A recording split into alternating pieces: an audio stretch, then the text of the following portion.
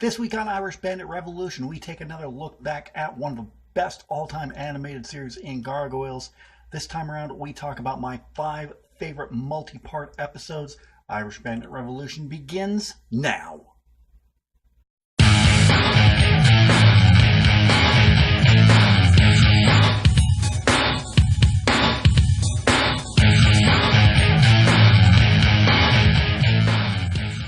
Welcome back to another edition of Irish Bandit Revolution. I hope everyone is having a great week. I, as always, am your host, the one, the only, the second Irish Bandit. This week on Irish Bandit Revolution, we're going to be talking about my 5 all-time favorite multi-part episodes of Gargoyles. You know how much of a fan I am of that series. It came out in 1993, 1994, and around that. I was just a teenager, going into my teenage years at that point, but I absolutely loved the show. One of my best friends at the time, when the show came out, he actually got the VHS, yeah, I'm that old, the VHS of Awakening, the 5-part pilot episode that they released as a movie and had a board game attached to it, a VHS board game. You fast forward through the end of the movie, and there was a board game. Maybe I'll link to a YouTube video of it so you can see what exactly it was. But it was really fun, kind of hokey. Something you could only play really once, maybe. I don't know. I really didn't play many VHS video games, but we're not talking about VHS video games. We're talking about my 5 all-time favorite episodes, multi-part episodes of Gargoyles. I'm just kind of rambling here. Anyway, let's get right down into this. Like I said, I love this show, and one of its strengths were its multi-part episodes because they could go for a huge story arc and tell an amazing story. And that is exactly what they did with number 5 on the list. Let me just look it up here. Okay, like I said, coming in at number 5 was a great 2-part episode that had a great story to it and some great characters, other than the main characters of Goliath, Elisa, all the characters that were on. Well, it was just Goliath, Elisa, and Bronx in that one. But this one was called The Gathering. Okay, so I got a little confused, and I confused this episode up with another one that's on the list. We'll be talking about that one later. But in this episode called The Gathering, Oberon gathers his children, but the Fey Lord searches for Puck in Manhattan and finds more at the Xanatos residence. And in part 2, let me just look that up here for you.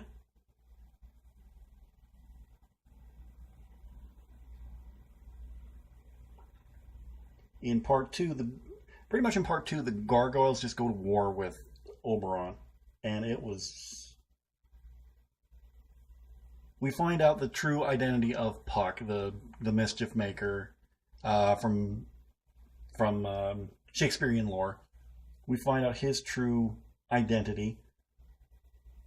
As Oberon fights the Xanatos family to take their son to Avalon, the Manhattan clan decides to oppose the Fey Lord themselves. So, yeah, this is one of the first times we actually saw Xanatos, who was the main villain of most of the series, and Goliath and the Gargoyle Manhattan clan work together as one, because Oberon is threatening his son, who is part mystical himself because of his mother Fox, who's the daughter of Oberon and Titania. Most of this is probably going over everybody's head who hasn't watched Gargoyles. So, but it's a wonderful episode, wonderfully animated, wonderfully acted as always. Like, even with voice acting, it is just amazing. You have the likes of Jonathan Frakes giving a great performance as David Xanatos. You have Kate Mulgrew as Titania, Oberon's wife and mother of Fox. No. Yeah, no, I'm just saying to myself, because Titania was Fox's mother, but she had a human father in Renard. Yeah, okay. It's all coming back to me now. So, yeah, just wonderful, wonderful from beginning to end, and just, you see how fierce Xanatos will fight for his family. And then the reveal of who Puck really is. That one kind of disappointed me. I'm not gonna lie. That one disappointed me a lot because If you've seen the episode, you know what I'm talking about. I guess I can kind of because we get into spoiler territory here, and I know it's been like 20, 25 years since Gargoyles was on the air, but there's people still discovering it, and I don't want to give away too much about who Puck is in correlation to the main characters of the show. So you're just going to watch, and you're going to have to come to your own conclusions about it, because I felt it was kind of a cop out on the writer's part, but what do I know? So yes, The Gathering Part 1 and 2, fantastic. I rated it, we'll say I rated it low because it was a two-parter. It won't make sense when I get to what number 1 is, but they could have done more with it if they put like an extra episode, a third part into this. But still, fantastic episode, and one I highly, highly suggest. Coming in at number 4, this one was such a great episode. It is one of the longer ones at 4 parts, has a great story arc. You get backstories to 2 of the main villains of the series, and just fantastic from beginning to end. And that episode was from season 2, City of Stone. The evil female gargoyle Demona has put the entire city of New York under a spell, where they're awake by day, but they are stoned by night. Kind of a reverse of what happens to the gargoyles. They're stoned by day, but warriors by night. So, because of this now, Demona is going around the island of Manhattan, destroying humans in their stone form. So only the gargoyles can stop her. And a certain masked figure who's been hunting Demona for centuries. This is just a wonderfully told story from beginning to end. All 4 parts are wonderfully done. You have Marina Sirtis, who's just doing fantastically as Demona in all the time periods that are shown within these 4 episodes. You have a fantastic backstory for her. You have a fantastic backstory for the character of Macbeth. How he goes from being Scottish royalty to hunting Demona for thousands of years. When we originally meet Macbeth in the Enter Macbeth episode, he tells Goliath of his centuries-long vendetta against Demona and what she did, thinking that he is part of her clan. But this is just so well done. The story is great from beginning to end. All 4 episodes are just masterfully done. I love these episodes. I love all the episodes that I talk about because I love Gargoyles. It is, wonderful, wonderful, wonderful. Just, if these 4 episodes do not hook you as a fan, I don't know what will.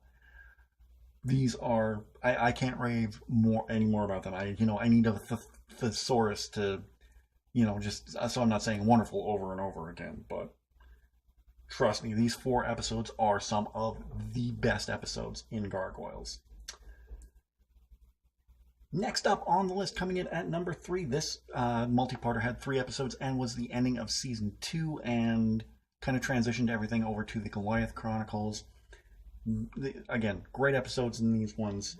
And coming at number 3, Hunter's Moon. In the 4-part episode, we're introduced to the Hunter, who is originally an old friend of Macbeth's, or not an old friend of Macbeth's, but someone who knew Macbeth, called Gilcungane. Well, his descendants come to New York looking for the Gargoyles, and more specifically Demona, not knowing that the decades-long vendetta that the Gilcungane family has had against Demona is still happening because of her murdering Gilcungane. Down the line, or was it? No, it was Gilcungane, yeah, because I was thinking it was Duncan, but no, it was Gilcungane's family. I really need to watch Gargoyles again. Anyway, they come to New York and wreak supreme havoc for the Gargoyles. Hunter's Moon is, I don't want to say the best episodes because, there are 2 more. There are 2 more before this, and then not hundreds, but a bunch of episodes that I don't want to say are better because I love all the episodes of Gargoyles. There's not a one that I feel is out of place. If there are, they're probably in season 3. But these 3 episodes, Hunter's Moon, are... I'd put them right up with City of Stone as episodes that, if you're not a fan of Gargoyles, these will make you a fan if I sit you down and watch them. Well told, again, great voice acting. This time, Diedrich Bauer comes in as the leader of the Hunters and does a great job with... They set something up with Elisa that you think maybe they're gonna hook up, but, you know, her loyalty is to the Gargoyles and he is a hunter for vengeance. So, could it ever work out? But it's just well done, well told over 3 episodes, and you have Demona being her normal evil self during this whole time, and wonderful episodes. And it kind of sparks on, I guess, a little bit of discrimination, because you have the Hunters who are solely going after Gargoyles, like not getting it through to them that there are some good Gargoyles out there, and Demona's like the one exception of evil Gargoyles. So, great episodes, and again, ones that, if you're not a fan of Gargoyles, this will make you a fan. Coming in at number 2, these are the 5 episodes that kicked off a craze. These are, of course, the ones that introduced me to Gargoyles when I was a kid, and just sparked my love for this series, and to this day I can sit down and watch these episodes and be as enthralled as I was when I first watched them all those years ago in 1993. Coming in at number 2, Awakening. In Awakening, we're introduced to everybody in this show. We're introduced to the leader of the Gargoyles, Goliath. We're introduced to NYPD Detective Elisa Maza. We're introduced to billionaire industrialist David Xanatos and his aide, Owen Burnett. We're introduced to Demona. We were introduced to those 6 capital characters, and including the rest of the Gargoyles clan: Brooklyn, Broadway, Hudson, and Bronx, and Lexington. So we're introduced to all the main characters in these 5 episodes, and they do a fantastic job of setting everybody's character. Goliath is the stern, vigilant leader. Hudson is the former leader of the Gargoyles, but he's the old stalwart. Elisa's the no-nonsense cop who doesn't believe in mumbo-jumbo, hocus-pocus, things like that. Xanatos is shifty and shady and will pretend to be your friend and then stab you in the back. And Demona, we think that she's going to side with Goliath and the other Gargoyles, and then she sides with Xanatos and swears vengeance against Goliath and the rest of the Gargoyles. And this just set up a wonderful, wonderful run for Gargoyles, and it showed that this wasn't just your mere cartoon. This ran for a straight week during the Disney afternoon block, and it was phenomenal. Every day I just wanted to see what happened next. How does Goliath and the clan get out of this? What are they going to do? Is Xanatos really their friend? And it was just eye-opening to see that Disney can do something like this. Darker, gritty. Of course, it's a Disney afternoon block, so it can't get too gritty and too dark, but it was gritty, it was dark. It had comedy when there needed to be, like from somebody like Broadway, who is one of my favorite characters. Of course, you had Goliath, but Broadway brought the funny when he had to. You had Brooklyn, no nonsense. Lexington, who was quicker to adapt to 1994 New York than the others did. Well, if you don't count Demona, she was using a laser bazooka.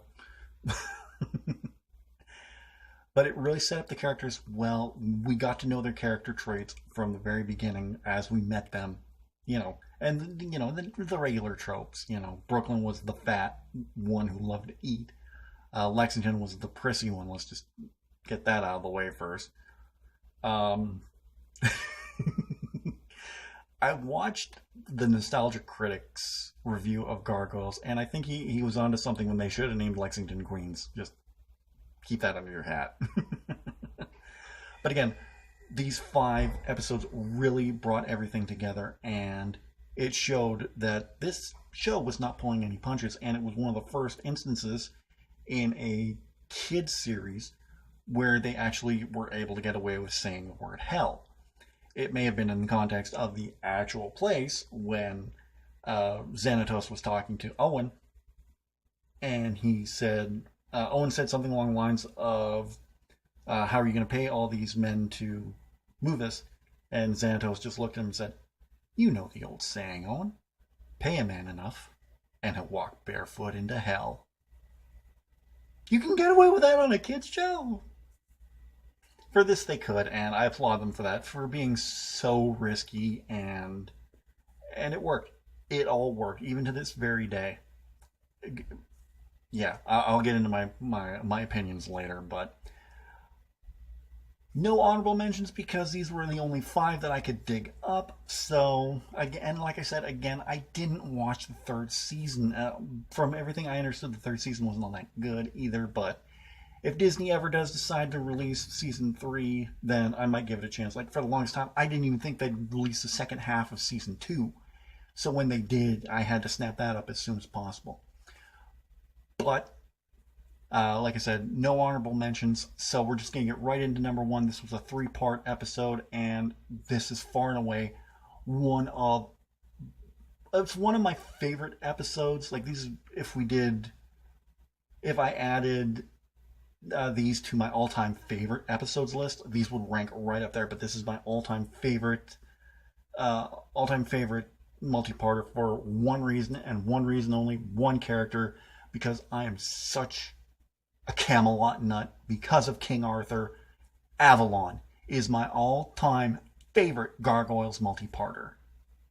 An old friend of Goliath's takes him, Elisa, and Bronx on a magical journey to Avalon, a lost city where in the first episodes of Gargoyles, we learned that a rookery was filled with eggs that they were told didn't make it. But they were transported to the magical island of Avalon, where the gargoyle children grew up and defended Avalon. Along the way, the Gargoyle clan is attacked by the Archmagus, who used to be the sorcerer for the king, Princess Catherine's father, I think it was. Again, I gotta watch these again. But the Archmagus, along with the Weird Sisters, 3 witches from Shakespearean lore, plan to seize the island and kill all the gargoyles in sight. The Magus, who helped them, battles along with Princess Catherine and a host of gargoyles, and King Arthur helps out in this when they find him sleeping for thousands of years. This was a great episode. These were 3 great episodes. I just don't want to attribute it all to King Arthur being part of it, but you had the Magus, who was controlling Demona and Macbeth. You had the Weird Sisters, all voiced by Kath Soucie, who is an amazing voiceover actress. She's one of the best. I rank her up there with Tress MacNeille as one of the all-time greats.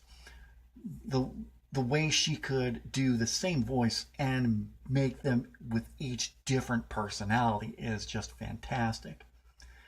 Then you have the addition of King Arthur for the Gargoyle side, Princess Catherine, who we hadn't seen since the first episodes, the Magus, who sacrificed himself for the island, for Goliath, for Angela, for the entire clan, is just heart-wrenching. That's one of the things about the series as a whole. It had some episodes that really grabbed a hold of you and really, really heart-wrenching and really just played and toyed with your emotions. It was just fantastic. Avalon was so well written from beginning to end, and then it led into the Gargoyles World Tour with Goliath, Angela, Elisa, and Bronx going all over the world, meeting different gargoyle clans in different areas of the world. Like in one episode, they went to the Northwest Territories. In one episode, they went to London, where they met Griff, who is probably one of my favorite guest characters, because he's just a flying griffin. But they went to a lot of different places before finally coming home to New York. There was one episode during this that I will get into next week. Actually, no, I'm going to save that. I'm going to talk about this episode next week. Where it comes in my top 5, I will let you know. Now that it is number 1, it is my favorite all-time episode. I'm not going to get into it right now. I'll get into it next week, but it is my all-time favorite episode, and you'll find out what it is. But as for Gargoyles itself, I talked all about it earlier this season, the very first episode. It is a fantastic series, and it's not just for kids. Adults can watch it and get a lot out of it as well. It's not just bright colors and funny stuff. It is very serious, very dark, and deals with some very heavy subjects. And I think adults can like it as much as kids can like it. And my dad liked it too, so it was engaging for both children and adults. And it is, I still think to this day, it is one of Disney's very best series. And I keep hearing rumors about a Gargoyles movie. They need to hurry up with that so I can watch that. As long as Keith David returns or David Keith? As long as he returns as Goliath, then that's all I care about. I don't care who else they get. As long as they get David Keith. Oh, I gotta look this up. Bear with me a moment, folks. But I mean, as long as they get him, here we go. He's right. Keith David. Okay. As long as they get Keith David back as Goliath, then that'll be fine with me, because he just had that voice.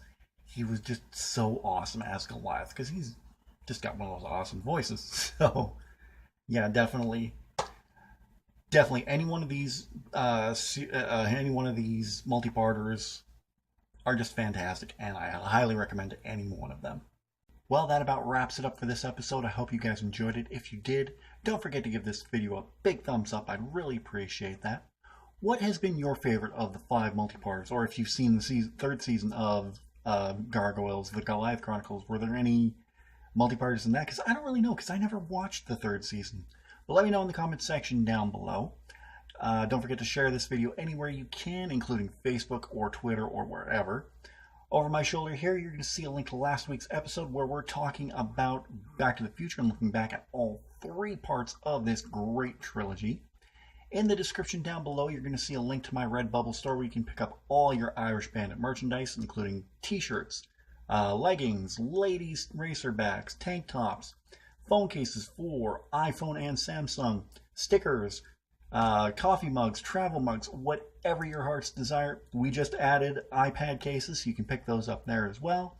Anything you want is right there in the Irish Bandit shop on Redbubble. Don't forget, I do get a little percentage of the profits, but anything made will go towards making this a bigger and better channel.